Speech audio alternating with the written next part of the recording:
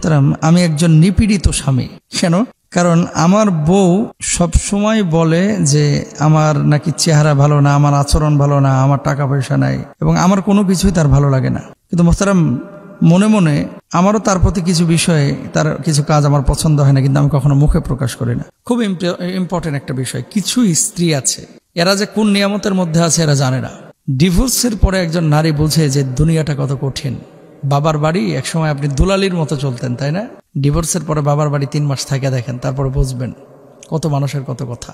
যখন সুখে থাকে মানুষ অনেকেই কিন্তু বোঝে না। তো আমাদের কিছু মেয়েরা আছে, বিশেষ করে আমাদের কমিউনিটির, বাংলাদেশের এবং ইউকেতেও আমি দেখলাম কিছু ভাইয়ের ঘটনা শুনে উপলব্ধি করলাম, যেটা ইংল্যান্ড কেন, এদেরকে চাঁদের দেশেও যদি পাঠানো হয়, কিছু মেয়ে, সবাই না, এবং কিছু ছেলেও আছে এরকম, এরা কখনো শুকরিয়া আদায় করবে না। এমন ঘটনাও দেখলাম যে মেয়েটাকে বাংলাদেশ থেকে নিয়ে এসেছে, এখানে এস্টাবলিশড করেছে, তার ভিসা, তার টাকা, তার পয়সা সব কিছু খরচ করে ইংল্যান্ডে নিয়ে এসেছে। নিয়ে আসার পরে মেয়েটা পাসপোর্ট পেয়েছে। এদেশের তো আইন হচ্ছে ডিভোর্সের পরে টাকা পায়, বাড়ি পায়।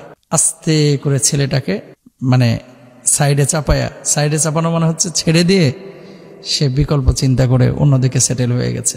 এরকম ঘটনাও ঘটেছে এই ইংল্যান্ডে, একটা দুইটা না, একাধিক। তো মানুষ বড় ভাই গাদ্দার, মানুষ বড় নেমো খারাপ। এই পৃথিবীর বুকে খালি দেখলাম মা বাপ ছাড়া কেউ নিঃস্বার্থ মানুষকে ভালোবাসে না, সন্তানকে ভালোবাসে না। এই যে স্বামী যে প্রশ্নটি করেছেন যে আমার স্ত্রী খালি হা হুতাশ এবং আমার উপর অত্যাচার করে, আমার কোনো কিছু ভালো লাগে না, আমি আপনাকে বলবো ভাই, বৈবাহিক সম্পর্কটা হচ্ছে ভালোবাসার, হৃদ্যতার।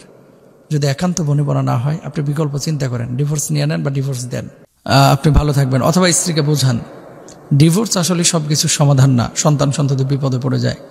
এজন্য আমরা বলি যে শুরুতে ডিভোর্সের মতো সিদ্ধান্ত না নিতে। ডিভোর্সের পরে ছেলে হয়তো এক দিকে সেটেল হয়ে যায়, মেয়ে একদিকে সেটেল হয়ে যায়, কিন্তু সবচেয়ে বিপদে পড়ে হচ্ছে কিন্তু বাচ্চা কাচ্চাগুলো।